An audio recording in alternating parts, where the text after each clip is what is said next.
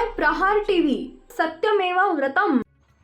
अजित पवार यांच्या निधनानंतर रिक्त झालेल्या बारामती विधानसभा मतदारसंघाच्या पोटनिवडणुकीसाठी महायुतीच्या उमेदवार आणि राज्याच्या उपमुख्यमंत्री सुनेत्रा पवार यांनी रविवारी प्रचाराचा नारळ फोडला।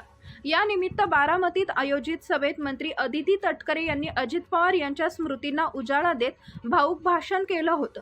आम्हा सर्व कार्यकर्त्यांचं अजितदादांना मुख्यमंत्री म्हणून पाहायची इच्छा आणि स्वप्न होतं। भविष्यात सुनेत्रा पवार यांच्या माध्यमातून दादांचे मुख्यमंत्री पदाचं स्वप्न पूर्ण होईल असं त्यांनी म्हटलंय। यानंतर राजकीय वर्तुळात चर्चांना उधाण आलं आहे। यावरून शिवसेना ठाकरे गटाचे संजय राऊत यांनी सुनेत्राताई पवार यांना जर भाजप मुख्यमंत्री करणार असेल तर हा भाजपच्या मनाचा मोठेपणा आहे असं म्हणत खोचक टोला लगावला। आता मंत्री गिरीश महाजन यांनी संजय राऊत यांना डिवचलंय। गिरीश महाजन यांना संजय राऊत यांनी केलेल्या वक्तव्याबाबत विचारले असता ते म्हणाले की सुनेत्रा पवार यांनी मुख्यमंत्री व्हावं वाटत असेल तर त्यांना शुभेच्छा, असं राजकीय वातावरण तापत नाही।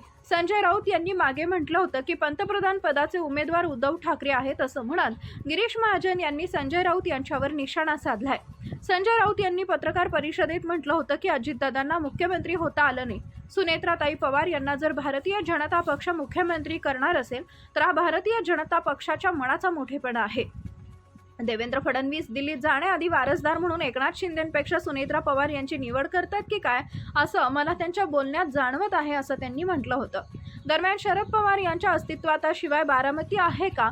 तुम्ही किती मोठे झाले असाल, अजितदादा असेल, सुनेत्रा पवार असतील, त्यांचे चिरंजीव असतील, तुम्ही आज राजकारणात पवार म्हणून उभे आहात ते शरद पवार यांच्यामुळे आहात याचा विसर पडता कामा नये।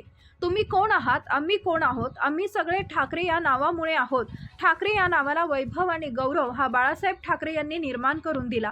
तेच नसते तर आम्ही काय असतो? तुमचं आडनाव पवार आहे। तुमच्या पूर्वजांनी तुमच्या आडनावाला जे वलय निर्माण करून दिलंय बारामतीमध्ये शरद पवारच हे लक्षात घ्या असं देखील संजय राऊत यांनी म्हटलंय।